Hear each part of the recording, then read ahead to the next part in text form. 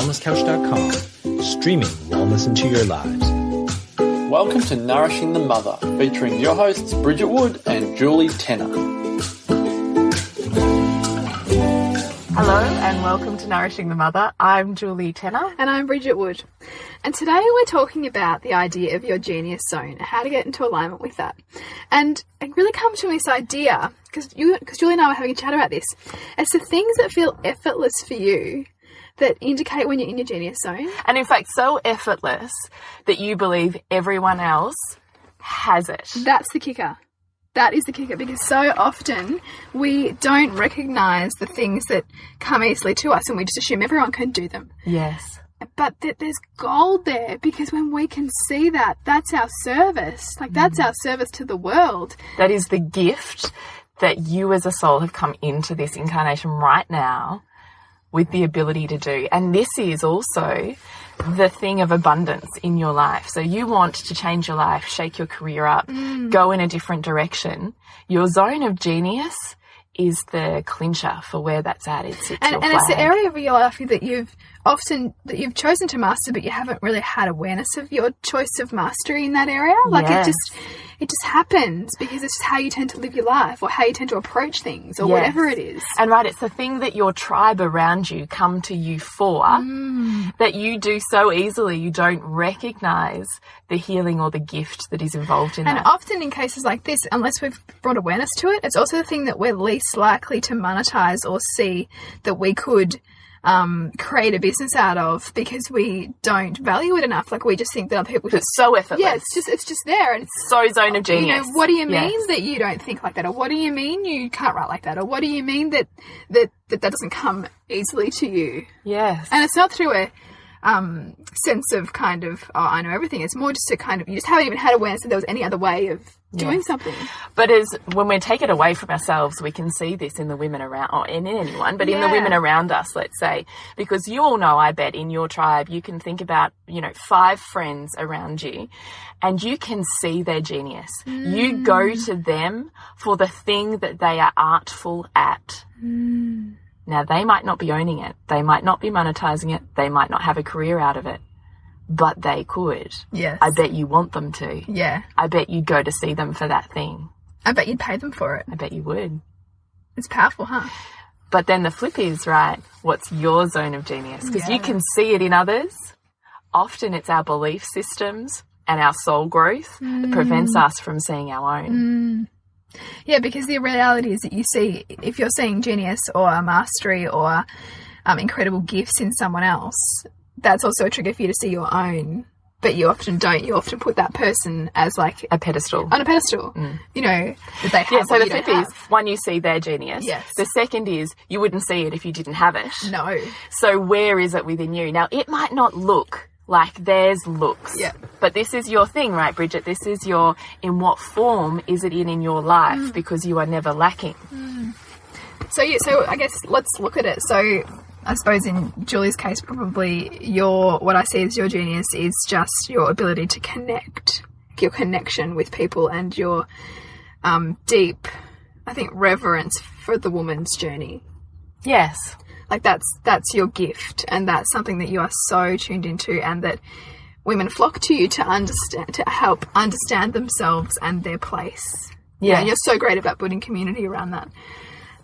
And so if we were to then minimize ourselves to somebody like that and say, well, I can't do that, or I'm not like that, well, you're just judging yourself against that person's particular expression of it. Yes. So, if your trait is so now let's just do this, right? So you've chosen to pick out these qualities that you see in me. Yeah. Where are they in you, but don't look like mine? Yes. Okay, let's strip it back. So you're saying you see my zone of genius as being able to, I'm going to paraphrase, connect and hold space for other women in their unfolding of who they are. Yes. I love So how do you do that? Or where in your life do you do that? Where in my life do I do that? Yeah. Oh, fuck, I don't know. We're live here, people. We're live. I see it, Bridget, in the way that you coach and unravel women's stories to create awakening. You are inspired by women's journey entrepreneurially, if that's a word, and in unfolding their own belief systems that are holding them back from their genius. So you do it in a different way to me, right? This is why this podcast works so well, because we both do it in a different way. Yeah, right. Do you see that? Yeah, I do. And I think I have a particular interest in understanding the mother-child dynamic too, like, and how the child is trying to help the mother, you know, and reveal parts of the mother to the mother. Yeah, 100%, the mirror. The mirror, yeah. But we've just given you a perfect example of often how hard it is to see it in ourselves. To see it in ourselves. Yes.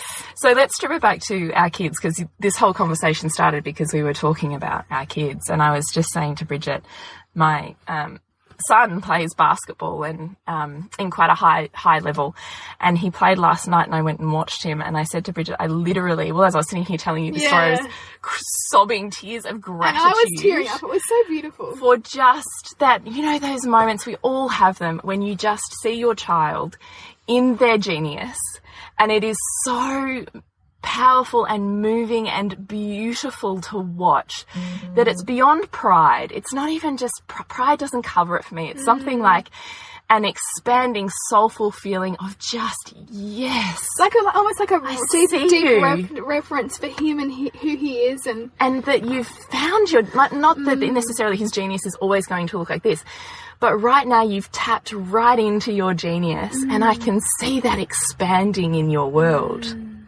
And I had said to you, this all came off the back of, I had a conversation with a friend a couple of weeks ago, and I was saying to her, oh, you know, he's just basketball obsessed. If he's not reading about it, he's doing it. And if he's not doing it, he's playing it, you know, like it's 100% his life. And she had said to me, well, I'm really concerned about that, because what happens when it doesn't work? Or what happens when, you know, that dream is no longer possible? Like, who is he if he can't do that? So I think you probably need to foster some other stuff. And I saw that, and I went, I so get that belief system, but it feels so old school and entrenched in fear. And that's not the way I see it. It's the fear, isn't it? It's the, what if this doesn't work out? I've got nothing else. I've got nothing else.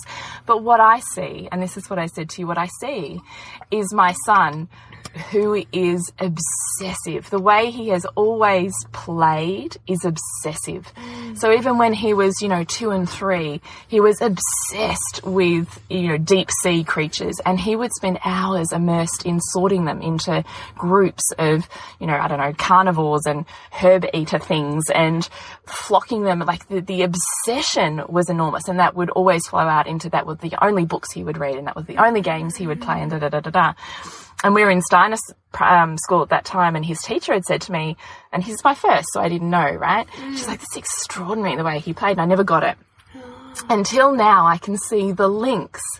So his genius is in fostering his experience of obsession, because it's not actually what he's obsessed about. It's the fact that he is in mastery form. It's like the energy that he brings to that Exactly. thing.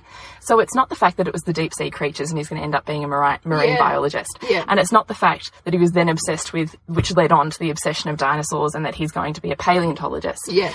It's the fact that fostering the skill of his genius, that ability to be immersed and go beyond, you know, you talk about that energy of inspiration, that it's, you could work all night when you're in your flow. Yeah. Right. This is the key. When you are connected to your inspiration, your flow, and your genius, your world expands. So it's not the fact that it's the basketball right now, because it may not be. I mean, he may, but it may not be. But it's the fact that I 100% trust his obsession, and the fact that will, if it's not the thing now, it will lead on to the path of genius that I want for him. Doesn't matter what the thing is. Because the thing is often always transforming, and that, I guess, fear-based thinking of, oh, what if that doesn't work out?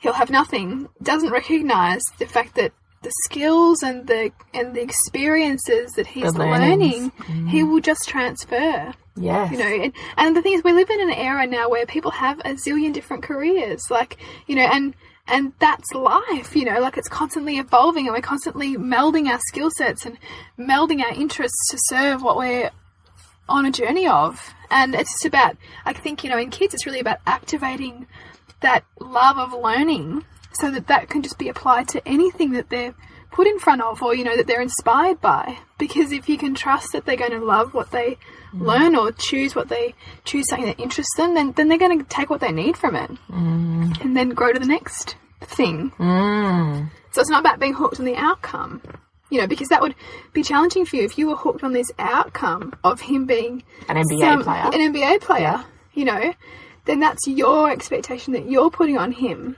and that then takes away from his journey, because he already has an inspired path that's going to unfold for him that he's going to follow, and you're really the enabler of that, not the, you know, the decider. No, and I don't want to hold on to that it needs to look a particular way, because I don't think it does. Yeah. But what I adore is, and I'm sure you have all seen your kids in this flow of that, when you see them in their genius, when they're inspiration, when they are just lit up and immersed in the thing that they are doing and achieving, and the play, the way it looks, the way it feels, the way they perform is earth moving for you.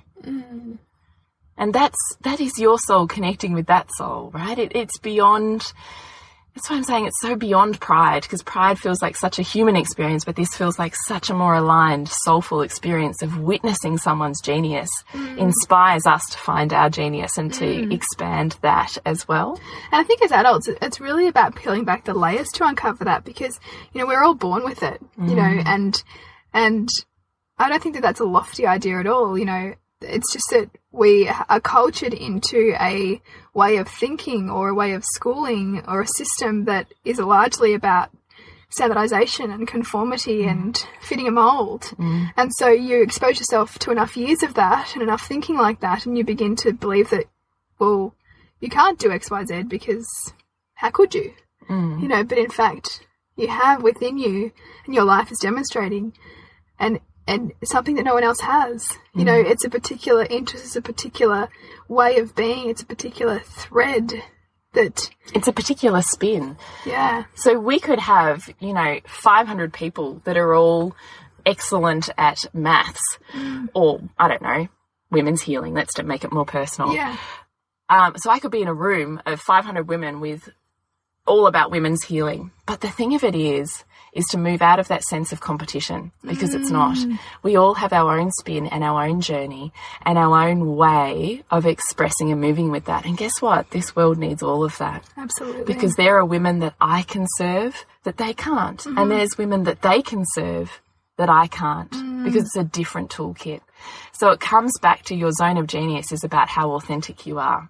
Because the more authentically aligned with your soul you are, the more you will call in those women, people, whoever it is that are on that journey, and that is your service back to this world, right? And that's it, because, I mean, we've talked about this before, the idea of that universal principle that, you know, the universe rewards congruence. When you're congruent with, you know, your path and what speaks to you and what inspires you and what captivates you, the world aligns with you. You know, the path unfolds for you. That's not to say it's not going to be without challenge. It's part of it. But the kinds of, you know, coincidences, we put in inverted commas, that start to occur as that unfolds, you know, the people that you bump into, the kind of connections that you continue to make, the way that your brain, you know, joins that with that and sees how that helps that, and, you know, it just starts to spiral from there. And that's all feedback to tell you that you're on that path, that you're tapping into your own unique gifts. So what would you say to someone, Bridget, who, right, is in whatever job or life situation or whatever they are right now, and they're feeling a sense of dampened joy and a need or an impetus to change, but they don't know how to change or what that change looks like? What are the starting points of quality questions to find your zone of genius? I think the first one is often to ask yourself, who or what are you comparing yourself to? Because so often we get down on ourselves because we're comparing ourselves to how we think we should be, or somebody else who's doing something we think we should be doing. and that all that does is dampen your own spirit and dampen your own capacity to achieve. You know, you kind of go into that lower-minded, I'm not enough. You start to create anxieties, distractions that keep you from tapping into that genius. Or competition. Or competition, yeah. That whole lack mentality that there's not enough for everyone. So yeah, getting clear on how you think you should be, or your comparisons is a really big one. And you do that by looking at what it is that you think you should be doing that doesn't feel right. Is that what you mean? Yeah, so sometimes it might be you'll be judging yourself that those people are doing X, Y, Z and you should be doing that. But then when you look closer and see all the things that they're doing, your life may not be representing that at all. Your life may not show that you value those things that they've gone on to have. And that's futile, because if you can't demonstrate that you value the very things that you're comparing yourself to someone else as valuing, or them having as important, it's like comparing chalk and cheese and trying to expect the chalk to be like the cheese. Like, you can't. So the comparison, you're asking yourself what is it that you see in them that you think that you should have, because you do have it if you see it in them, but you're trying to make your way like their way. Your form is your art form. Yeah, exactly. Yeah. Your form is your art form. And then it's really getting clear on what your values are. And we talk about this all the time, you know, not values as in integrity, honesty, blah, blah, blah. Values as in life values, you know, whether it's, the things that your soul and body and life yearns to do and feels joy, inspiration and happiness in the pursuit of. And this is that effortless stuff, right? Yes. You know, so it's if it's family, if it's, you know, business, if, you know, you're up all night reading books about certain topics, if you find that you get in flow and you can lose hours reading about something or talking about something, that's a high value. Yes.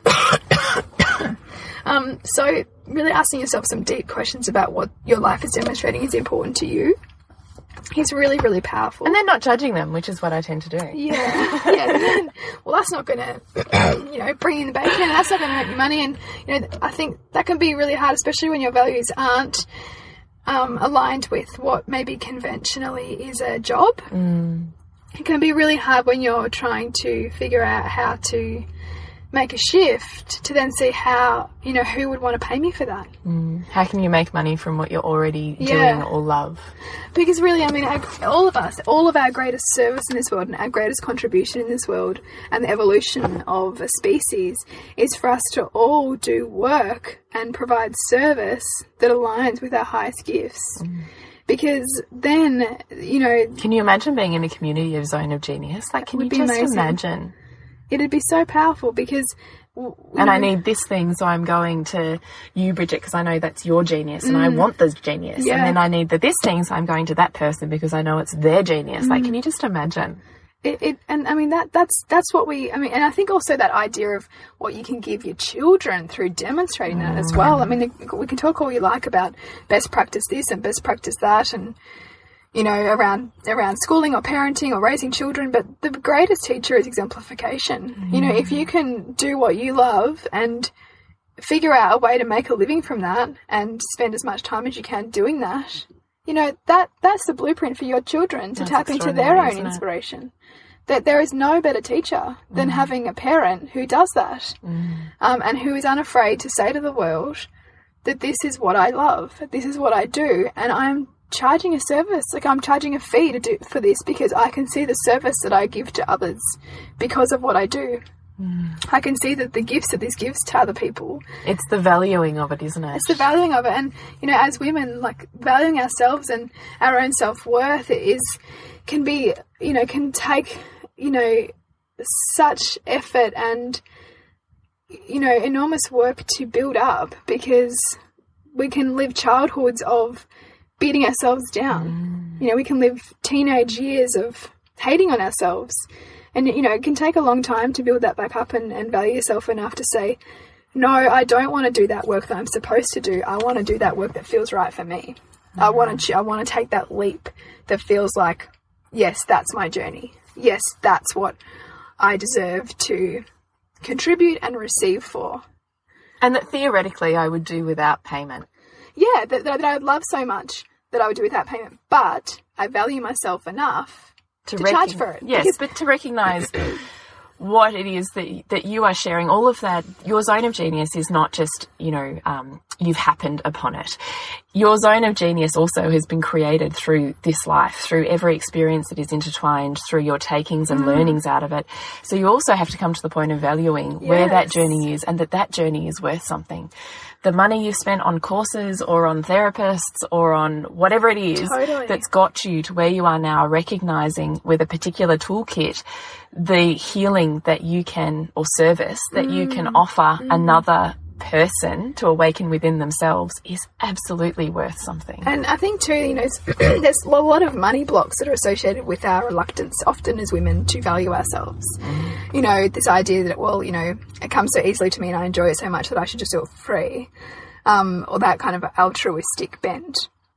But when you dig deeper, that kind of, you know, overly altruistic idea is really hooked and linked to a sense of guilt and shame. You know, we go into altruism when we feel guilty or shameful about, you know, things in our past that we are unconsciously trying to make up for. So that's not particularly noble. You know, like, as soon as you understand that there's a subconscious motive for that, that there's a wounding there. There's a wounding there that doesn't. And also, you know, we know in terms of human psychology that we as people tend to value things the more that we pay for them. Because payment, money's love, you know, like, that's showing somebody that we value their service. It's showing somebody that we value their opinion, that we value what they can bring to our lives, that we value that experience. And so to not engage in that, or to not kind of have that exchange, can sometimes be a drawback to the person paying for it as well as the person receiving. But it's a big shift that a lot of us have to make to...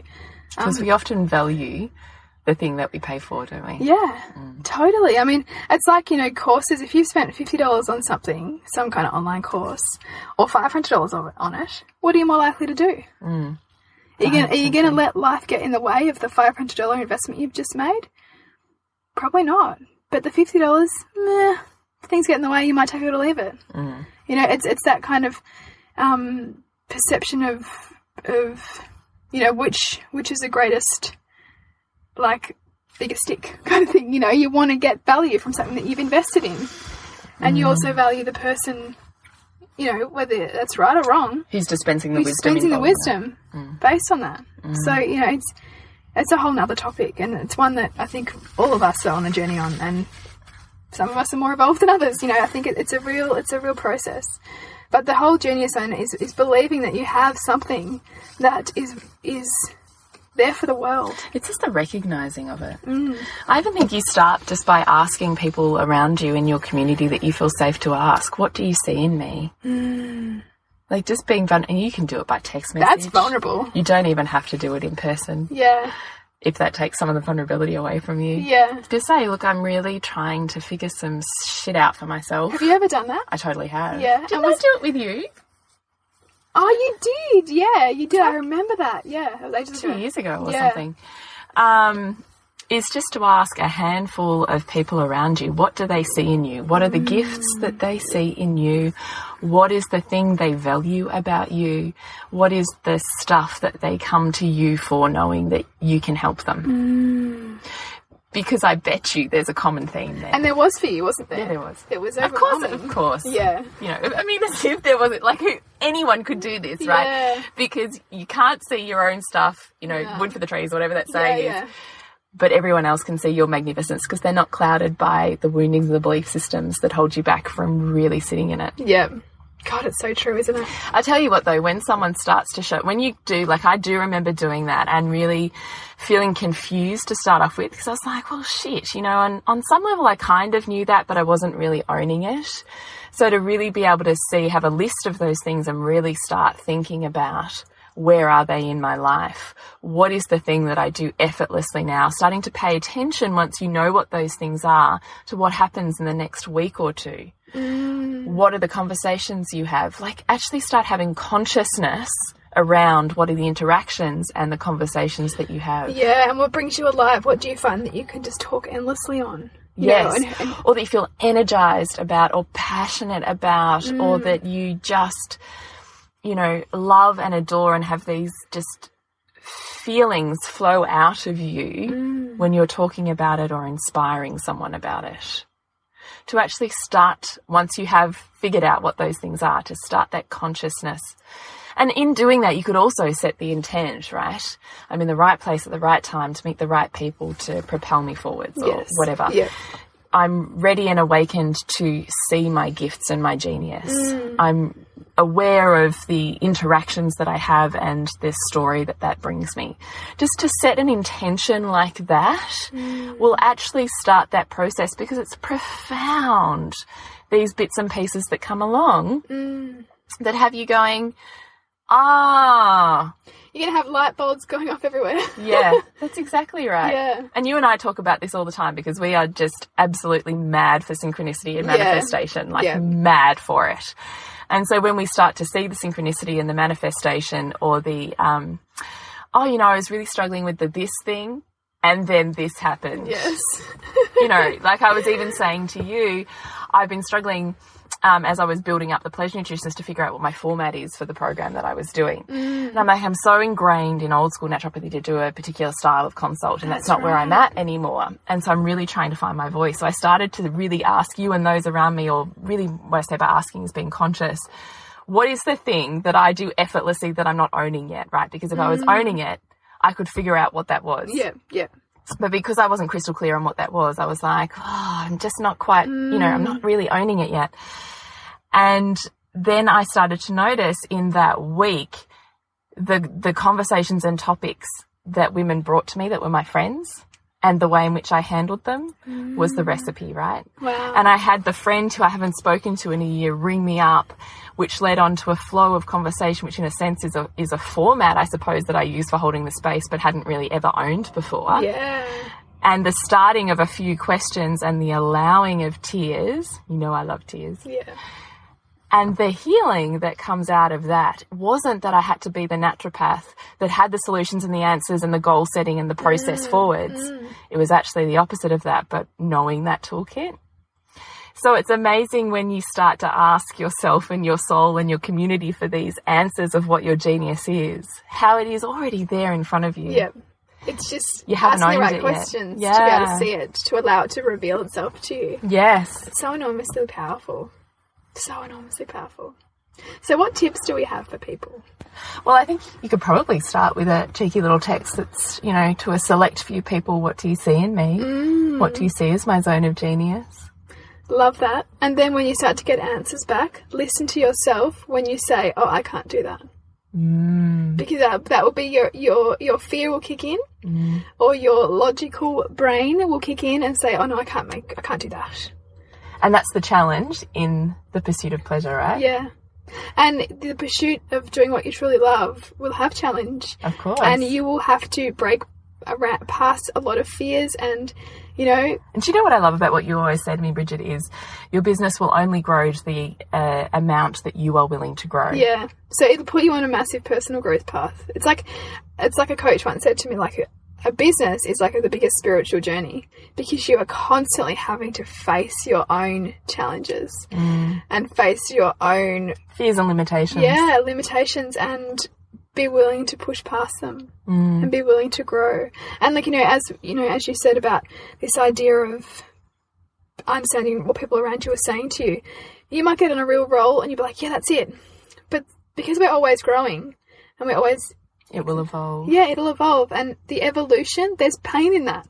There's discomfort in that. But it's staying with it. It's just staying with it. Or constantly trying to listen. Yeah. And flow with it. Yeah.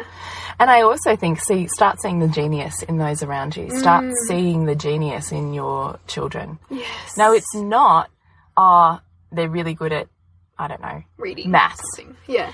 It's not the thing, right? It's not the basketball. It's the genius that surrounds the pursuit of that. The way in which they go about it, the intention, the inspiration with which they bring. The focus, the energy, the way that they speak, how they feel consumed by something, finding that thread. The relationships or the subtle communications that are going on around it. These are the skill set of genius, because the thing is always going to morph, right? The form is always going to change. But the genius is the inspiration that is the thread that flows with that. And there'll be a subtle thread. Like, you know, even if the form is changing, there'll be a subtle thread. Yes. Between it all. And then start to see your own. And we would love to hear what your genius is. Yes. What has this, you know, listening to this podcast started to awaken in you? You know, has it started to get you to ask yourself some different questions and see some, you know, see some patterns, see a little spark of brilliance? You having the permission to celebrate yourself allows those women around you on the tribe in this Facebook group to see their genius and to own it, to step up to that plate and say, I see that in you and I'm so excited, and we inspire each other on this journey. And that's one of the things we do in our retreat, isn't it, where we talk about what we see in each of the other women.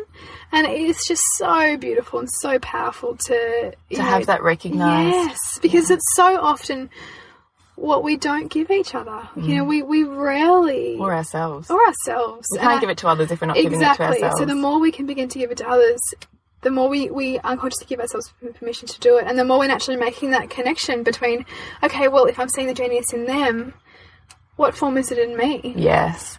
These questions are gold, and they will lead you on the path to where you need to be. And please share, because we love your journeys. Yes. So to connect with us, it's facebook.com/nourishing the mother. And to connect with you, Bridget, at suburbansandcastles.com.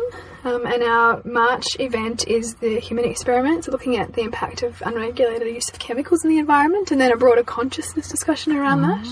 If I can take the panel there. And Julie? Is thepleasurenutritionist.com. And we will see you next week when we continue to peel back the layers on your mothering journey.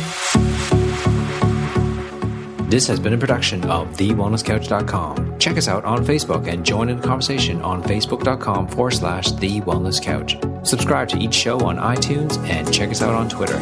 The Wellness Couch, streaming wellness into your lives. Whilst the Wellness Couch presenter endeavor to provide accurate and helpful information to their listeners, these podcasts cannot take into account individual circumstances and are not intended to be a substitute for health and medical advice from a qualified health professional. You should always seek the advice of a qualified health professional before acting on any of the information provided by any of the Wellness Couch podcasts.